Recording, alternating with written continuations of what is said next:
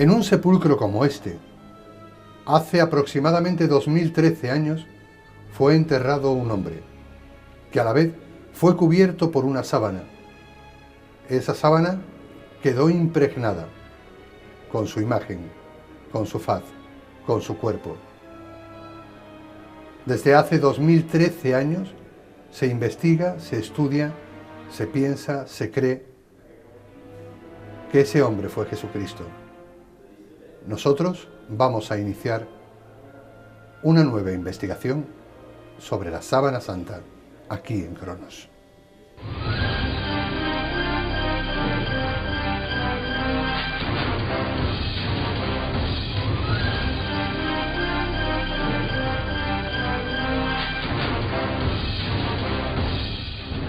Cronos, con José Antonio Colinet.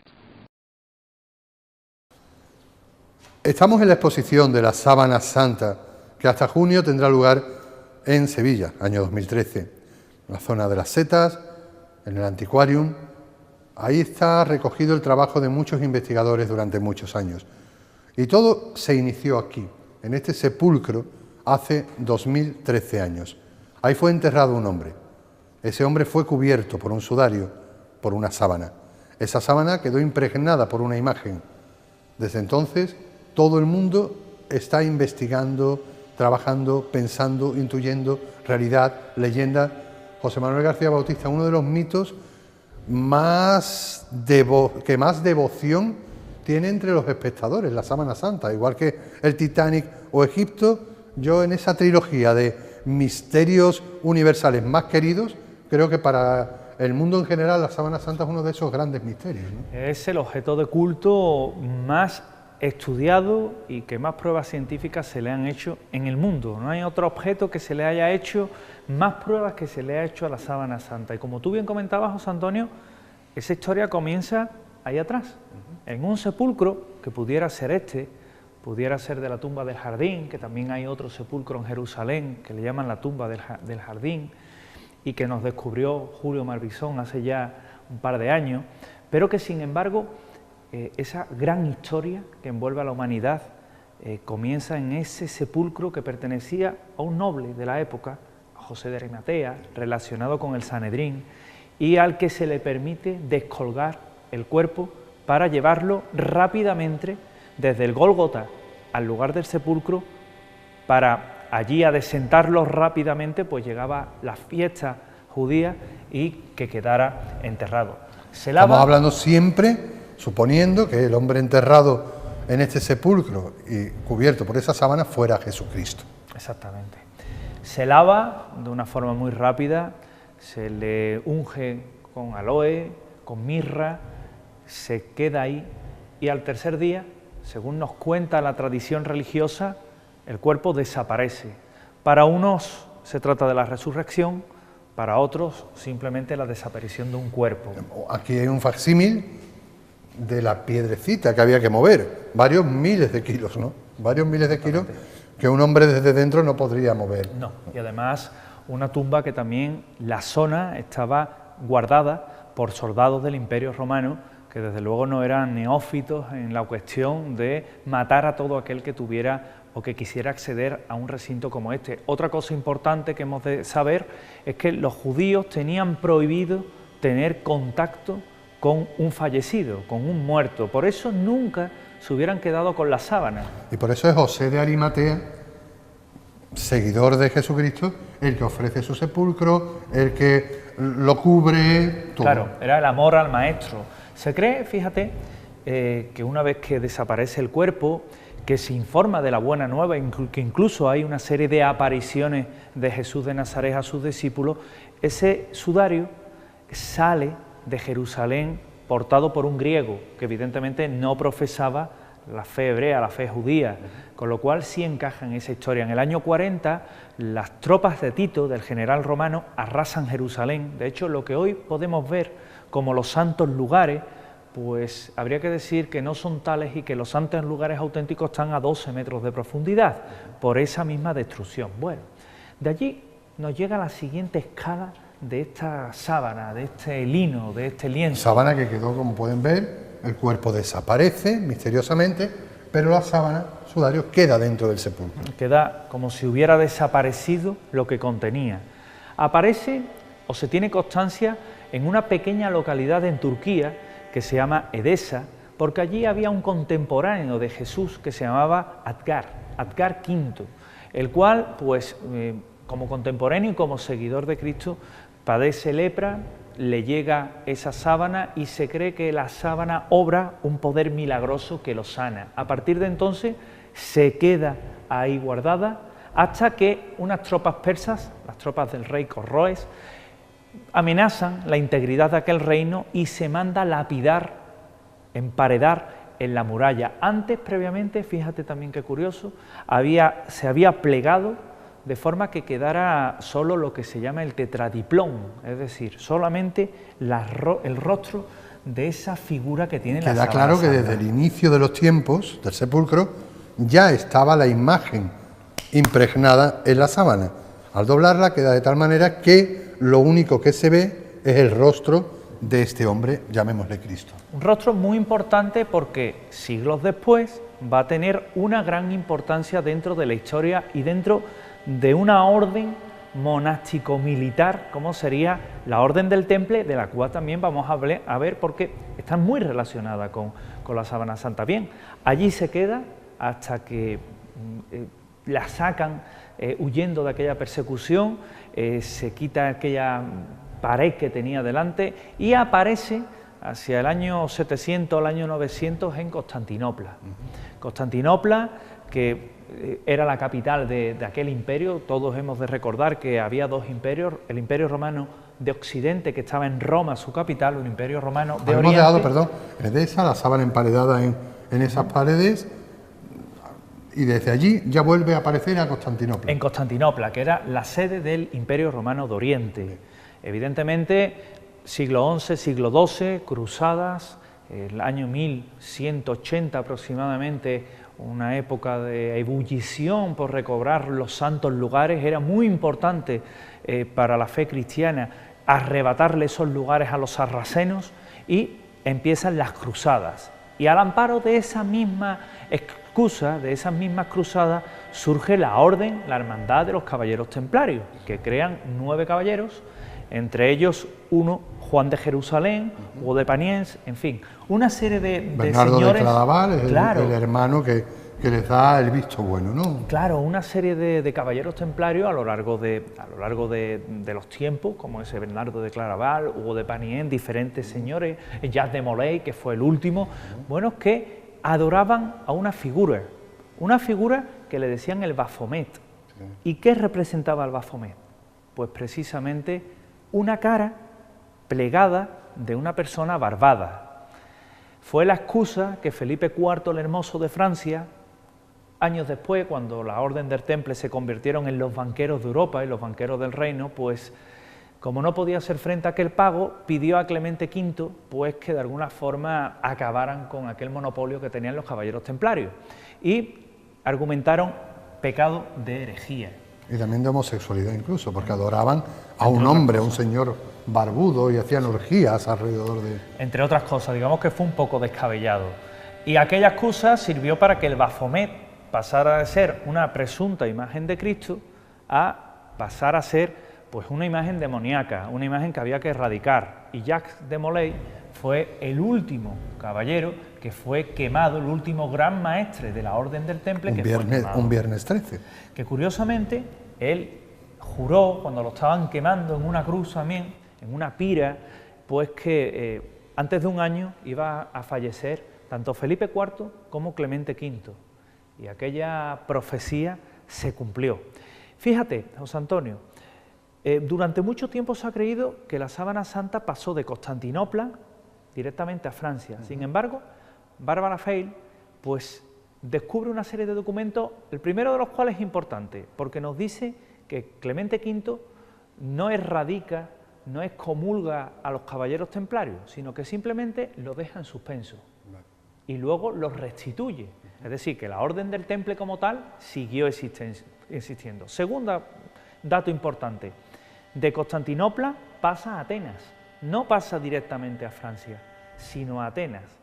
y de Atenas, donde está un tiempo también huyendo, pues evidentemente imagínate de las purgas que se hacían en aquella época, aparece ya en poder de un caballero llamado Godofredo de Charny en Francia, y a partir de entonces ya se tiene toda una tradición en localidades como Chambéry, como Lirey, que es donde ya tenemos... De las cuales extenderemos y hablaremos más en la moderna historia. en la segunda parte de este viaje histórico que estamos teniendo con José Manuel García Bautista sobre la Sábana Santa. Vamos a tener a la vez un viaje científico con el maestro Juan Manuel Miñarro, también sobre la Sábana Santa. Vamos a ir alternando en estos cronos el viaje histórico con el viaje científico.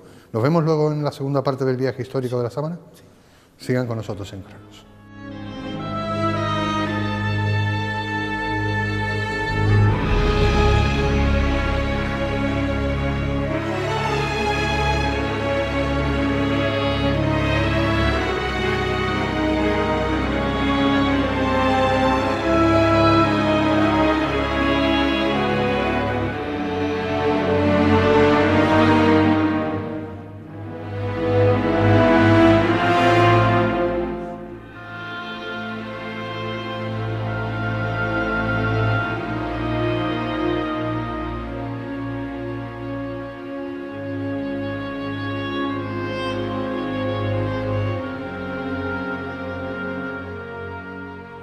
Entramos de lleno en la parte científica de la Sábana Santa y estamos con uno de los hombres que más sabe, que más ha trabajado, que más ha estudiado de la síndone y tenemos la suerte de que está en nuestra localidad, que está en Sevilla, que es andaluz, el maestro Juan Manuel Miñarro. Muy buenas. Muy buenas.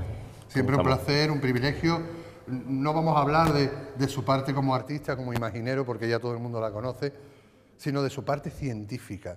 Y es uno de los culpables de esta exposición de la Sábana Santa en nuestra ciudad. Muchas de las piezas, de los trabajos que hay aquí, son labor de muchos años del propio Juan Manuel Miñarro, ¿no? Sí, efectivamente, sobre todo casi de la última década. Aunque hay que decir que han sido los últimos 6 años donde ya se han empezado a materializar pues las obras que dan lugar de alguna manera a las representaciones que exponemos en esta exposición, puesto que la primera parte de la investigación pues era cuestión de recopilación de datos, de contrastar información, y una información que tenía que venir fundamentalmente de la ciencia médica y concretamente de la disciplina forense. Como un artista, como el maestro Miñarro, que artista ante todo, empieza a involucrarse, a buscar la parte científica del artista. ¿Qué hizo que se apasionara de tal manera por ese hombre de la síndone? Pues una cosa muy simple, como algunas de las veces las explicaciones que se han esgrimido sobre la síndone como objeto, la existencia de la sábana como obra de una creación artística procedente de un misterioso artista o alquimista medieval que manejando un tipo de procedimiento que nos involucra directamente a nosotros, ¿no?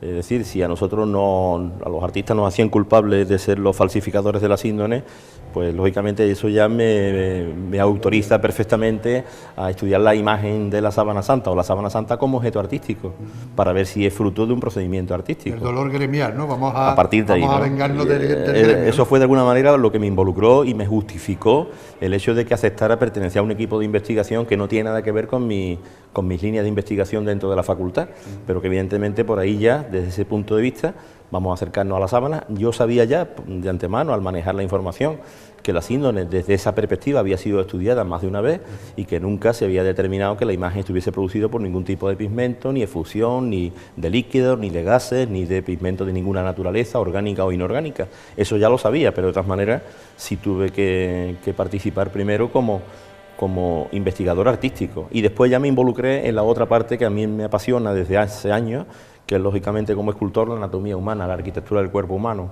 Si la síndone además, aparte de la información que nos da histórica y arqueológica, nos da una información anatómica, morfológica, de traumatismo, de herida, forense, si todo esto se podía llevar a la realidad material, como los forenses del equipo me decían, estamos desarrollando una investigación criminal, pero una investigación atípica o no convencional, puesto que no tenemos cadáveres de referencia, Lo interesante sería que pudiéramos partir de un cadáver de referencia y tú tienes los instrumentos y las herramientas para poder trabajar uña y carne, de alguna manera, esa investigación científica y artística que se ha hecho muchas veces. La anatomía artística nació gracias a la unión de los anatomistas con los artistas, si no, no habría nacido en el siglo XVI.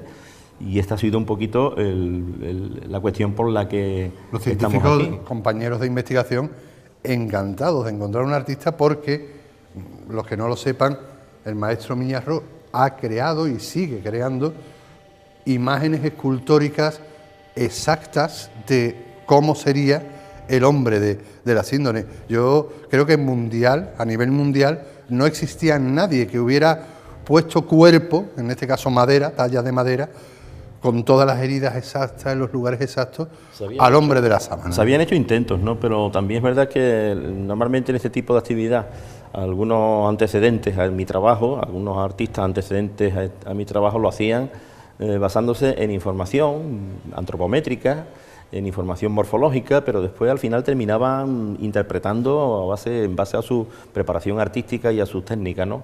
No estaban involucrados tampoco en un equipo de investigación como yo he tenido la oportunidad de estarlo. Por eso, de alguna manera, las piezas nuestras, yo digo que son obras mías, sí, evidentemente sí, pero trabajo de un equipo.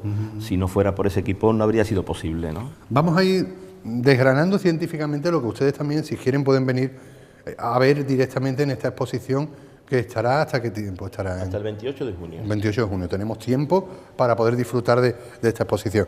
Y van a encontrarse de repente esta sala científica de CSI, por decirlo de alguna manera. Esta es la sala forense, que le queremos llamar, y evidentemente la preside. Y encontramos un esqueleto, supuestamente, del hombre de la sábana, con una serie de argumentos de heridas, clavos, la lanza. ¿Qué vemos aquí, maestro? Aquí lo que intentamos representar son los argumentos anatómicos de la crucifixión que la síndone nos ofrece como información. Lo que está claro que parece, sea lo que sea la imagen y proceda de la edad que proceda, porque es una vertiente que no está todavía determinada, lo que sí está claro que allí no parece dudable que hay un cadáver de un crucificado que sufrió una crucifixión, decimos que de tipo romano, porque no solamente existen clavos en los pies y en las manos, sino que además hay una flagelación causada por un instrumento claramente romano y bien documentado, como el flagrum tasillatum, que podemos ver aquí también en esta mesa. Por eso lo ponemos aquí, porque lógicamente en el esqueleto no podemos marcar las heridas. Flagelo, ¿no? Este es el flagrum tasillatum. No podemos marcar las heridas que provoca este instrumento, pero sí que las podemos ver claramente en las fotografías que tenemos de la síndone. Lo que sí es interesante es observar aquí cómo el clavo de las manos no pasa por lo que es la palma de la mano, como artísticamente siempre se había representado, sino que interesa... Si a Cristo, es cierto, efectivamente, no, en las palmas. Tiene que ser aquí, porque si no, no sujetaría. Interesa los huesos del carpo. Aquí anatómicamente es posible una crucifixión, y ya lo demostró Pierre Barbe en el año 34. Y al mismo tiempo los pies, que la síndone, aparecen atravesados por un solo clavo, el izquierdo sobre el derecho, algo que también es un poco contradictorio a lo que vemos en iconografía critífera, donde casi siempre es el derecho sobre el izquierdo.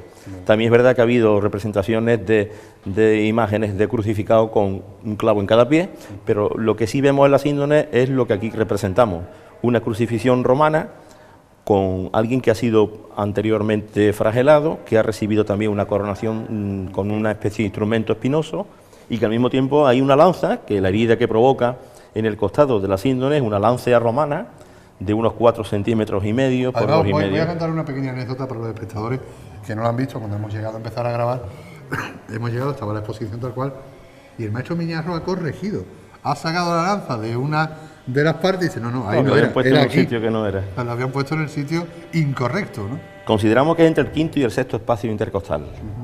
Y además estamos investigando ahora mismo una cosa que puede ser muy curiosa. En la síndone hay una marca de sangre que parece herida también, o sangre cadavérica, que se encuentra en el hemisferio izquierdo, por debajo de la línea del omóplato, y pensamos que puede ser el orificio de salida de la lanza. Es decir, que si eso se pudiese demostrar, el hombre de la síndone fue atravesado, traspasado, como también dicen las escrituras antiguas, mirarán al que atravesaron. Y es fácil hasta atravesar. ahora no se sabía que la lanza había atravesado el cuerpo. En ninguna representación artística, desde luego, se ha visto una representación con salida, orificio de entrada y orificio de salida. pero en la síndrome parece que estamos viendo que sí, que hay orificio de entrada, como sí ha estado muy claro desde siempre, pero es que también hay un orificio de salida. Fíjese el tamaño que tiene la lancea romana, el espacio que hay entre lo que es la parte anterior y la parte posterior de la caja torácica. Esto es un vacío, aquí lo que interesa son vísceras, atraviesa la aurícula, atraviesa pulmones, sin ningún tipo de problema y sin obstáculo, la punta de la lanza puede perforar totalmente la caja torácica. Eso explicaría que hubiera una entrada de aire y por eso en el sudario de Oviedo hay tantísima sangre que sale por la boca y por la nariz. El sudario de Oviedo, el pañolón de Oviedo, lo veremos después, es otra reliquia de la cual no tenemos excesiva constancia y que coincide ADN con la sábana santa de Turín, pero de eso, si no le importa, hablamos después, sí. Maestro. Un orificio de salida que no lo habíamos visto hasta ahora. Esto es una cosa bastante novedosa. Bueno, novedosa, estamos en ello, ¿no? Hay una línea de investigación que se abren líneas de investigación constantemente. Lógicamente requiere que se compruebe eso en la síndrome, pero en las fotografías que se están manejando del año 2008, que son de alta resolución, los escáneres del año 2002, estamos viendo que en la zona esa podría estar un orificio de salida. Bien. Vamos a dejar aquí esta primera parte, este inicio de esta investigación científica en la exposición de la Sábana Santa con el maestro Miñarro, y nos vamos a acercar a otro lugar, a otra parte muy importante para ir conociendo más la estructura anatómica forense del hombre de la sábana. Aquí en Cronos, no se vayan.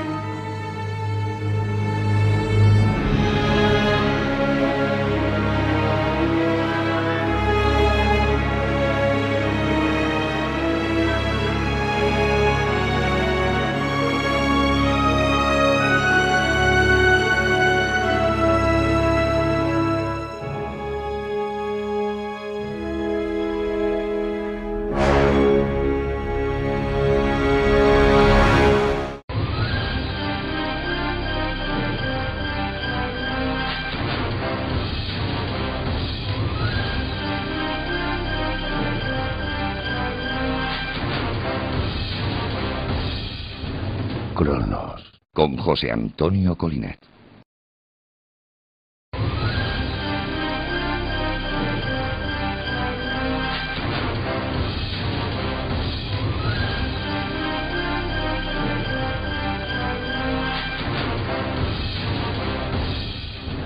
Cronos, con José Antonio Colinet.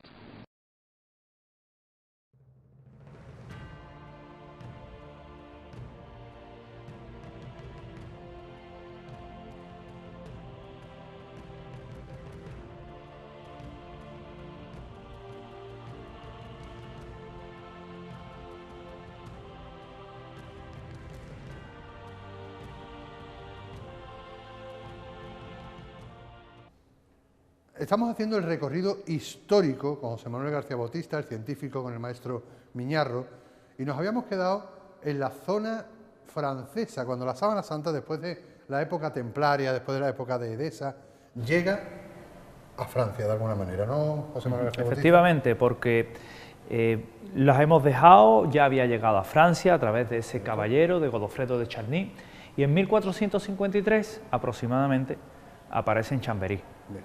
En Chambéry, bueno, pues de lo que se tiene constancia es de la llegada de un lienzo, aquí exactamente, en el cual podemos ver las heridas, pero sin embargo no hay quemaduras, no hay esos típicos triángulos que están escoltados en ambos brazos, piernas, y que se producen años después. Tal y como lo estamos viendo ahora, es como llega y como se mantiene en la localidad francesa. Más nítido además, con lo cual es muy posible creer que esa imagen iconográfica de ese hombre es la que luego inspirara a los artistas para crear la imagen de Jesucristo. Unas fibras que aparecían quemadas, una sangre que aparecía colocada correctamente en los lugares que nos hablaban de la pasión y que por tanto se le concede, bueno, pues unas ciertas características de reliquia, unas ciertas características milagrosas porque habían estado en contacto directo con Jesucristo, o por lo menos eso era lo que la tradición piadosa nos decía.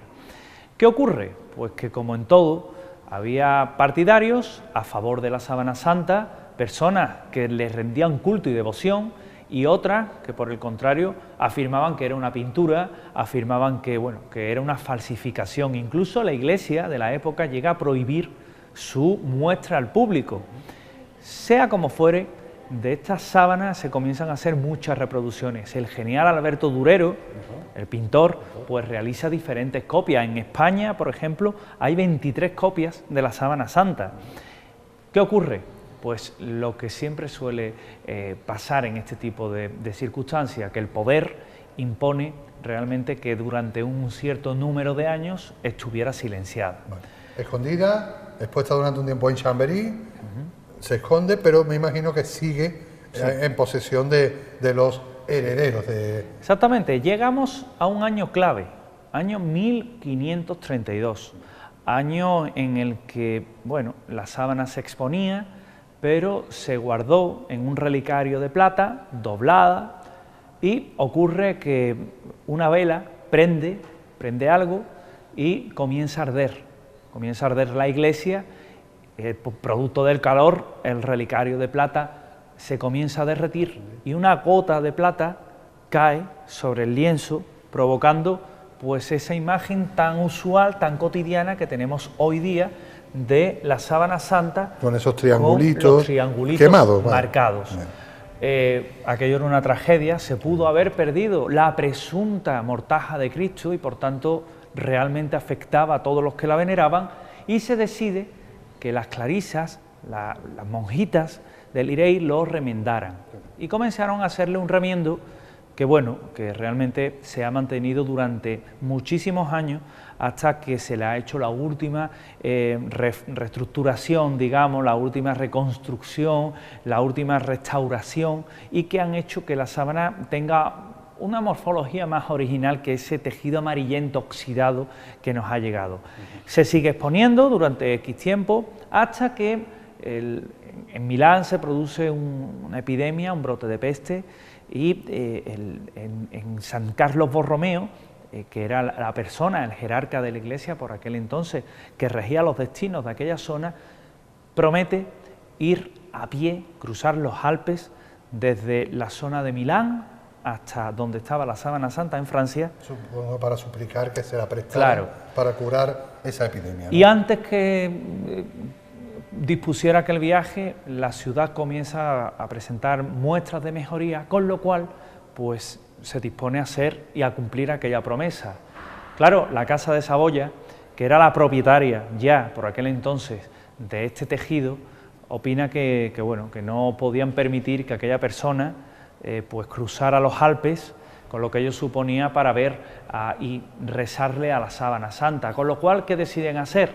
Trasladarla de Francia hasta Turín, un punto intermedio, un punto también en la zona lombarda, que hacía de alguna forma que aquel viaje se suavizara, que aquel viaje fuera más sencillo. Y desde entonces la síndone, el presunto lienzo que cubre el cuerpo de Cristo ya fallecido, pues se mantiene en Turín, en una capilla coqueta de la Catedral de Turín, que es la capilla de Guerini, donde, bueno, pues solamente se saca cuando hay una ostensión, que es esa muestra al público, la última en 2010, ahora precisamente para la Semana Santa se va a hacer la primera ostensión televisada de la historia, con lo cual pues se realizaban esas ostensiones hasta que llegamos a otra fecha cumbre, año 1898. 1898, imagino que vamos a hablar de fotografía, imagino que vamos a hablar de secondopía e imagino que ustedes tendrán paciencia suficiente como para esperar al próximo programa, que seguiremos con la historia de la sábana santa, porque ahora nos iremos a la segunda parte del viaje científico. ¿Aguantaremos hasta la semana que viene para contar la historia de la fotografía? Un amante de la sábana santa como yo, ¿no? Seguro. Si quieren saber qué ocurrió con la fotografía, con secondopía, van a tener que esperar a José Manuel García Bautista en el siguiente programa. Pero no se vayan, que ahora llega de nuevo el maestro Miñarro con la segunda parte de la historia científica.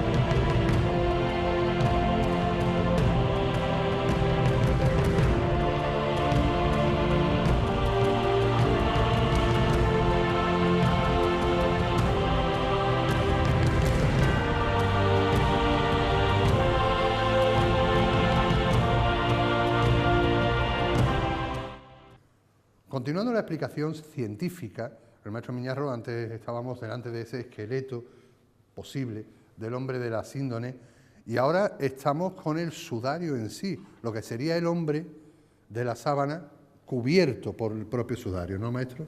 Efectivamente, aquí lo que representamos, y esto es más importante de lo que parece, es una representación del posible uso que tuvo la síndone. Claro, los espectadores, que estamos respetando la altura del hombre, tal y como se supone a través de lo encontrado en el sudario, ¿no? Desde el punto de vista morfológico, la imagen no informa del cuerpo, informa de la superficie cutánea, incluso subcutánea, en la imagen frontal, informa un poco de la estructura que se puede decir morfológica o psicosomática, pero sin embargo no hay información de la medida, es decir, en la sábana santa vemos la imagen anterior mide 1,92 m y la imagen posterior mide 2,4 m.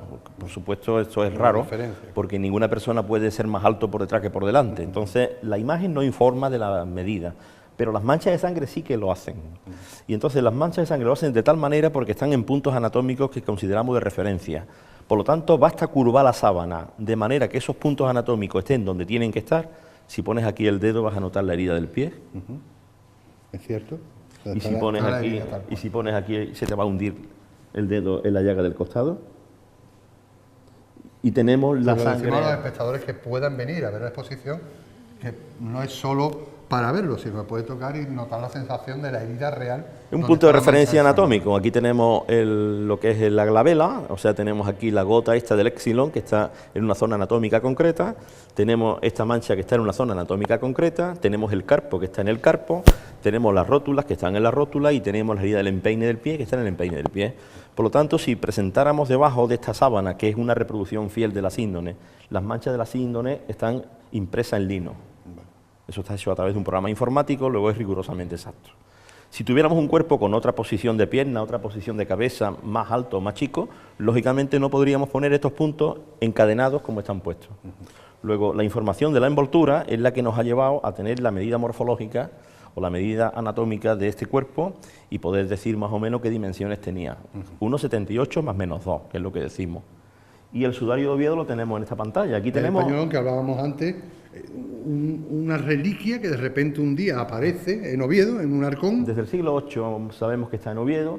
Parecía un trapo sucio, y anterior al siglo VII entró en España. Entonces es una tela lo suficientemente antigua para que sea un objeto de cultura y un objeto arqueológico digno de estudio, ¿no? Y aquí tenemos, se puede decir de alguna manera, los dos sudarios, porque a la sábana santa durante muchos años se le llamó sudario, incluso así se llama el Instituto de Turín, Instituto de Santo Sudario de Turín, y el sudario, pero este es el verdadero sudario. Lo que sí está claro que aquí podemos ver en estas imágenes... Para ir anotando y que esta es la parte, lo que encontramos supuestamente de José de Arimatea, lo manda a envolver, esto es lo que es la sábana santa. Y aquello es lo que estuvo sobre la cabeza, según dice el Evangelio de San Juan. Exacto. O sea, sabemos que en el interior de Jesús hubo dos mortajas. Maestro, para que lo entienda el espectador, esto se hace más popular porque aparece la figura grabada con esa foto fantástica de Segundo Pía. Tiene algo que es tremendo. A esto no se le da tanta importancia porque no aparece ninguna imagen humana, solo manchas, ¿no? Ya, por eso nosotros decimos que desde el punto de vista científico y desde el punto de vista histórico, el sudario de Oviedo es mucho más interesante que la sábana.